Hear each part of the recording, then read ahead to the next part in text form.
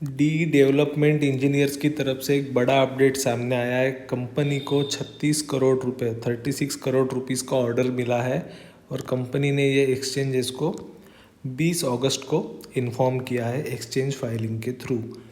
अब हम ऑर्डर की डिटेल्स समझते हैं।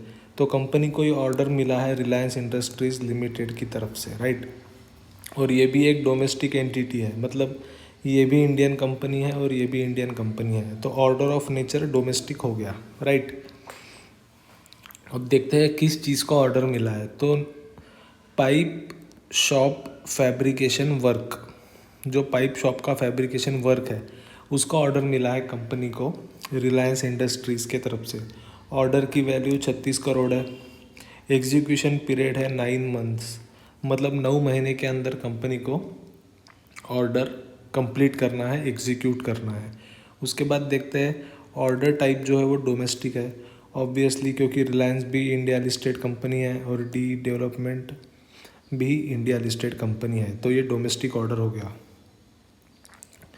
उसके बाद अगर देखते हैं तो purchase order for pipe shop fabrication work, मतलब जो पाइपिंग का काम होता है उसके अंदर कंपनी को ये ऑर्डर मिला है। 36 करोड़ का ऑर्डर है इंक्लूडिंग जीएसटी, राइट।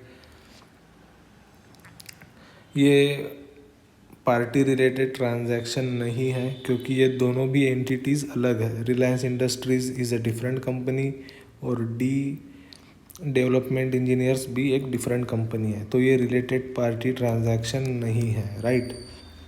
तो ये ऑर्डर की डिटेल्स है और कंपनी ने ये बात एक्सचेंजेस को एक्सचेंज फाइलिंग के थ्रू 20 अगस्त को बताई है।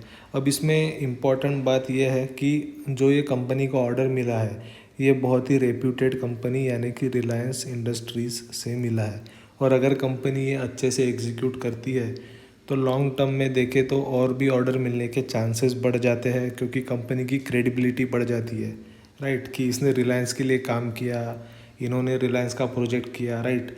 तो ये सब बातों के कारण ये एक बहुत पॉजिटिव न्यूज़ है और कंपनी के लिए क्रेडिबिलिटी इस्टेब्लिश हो सकती है अगर ऑर्डर अच्छे से एग्जीक्यूट होता है 9 मंथ्स के पीरियड के अंदर अगर एग्जीक्यूट होता है तो।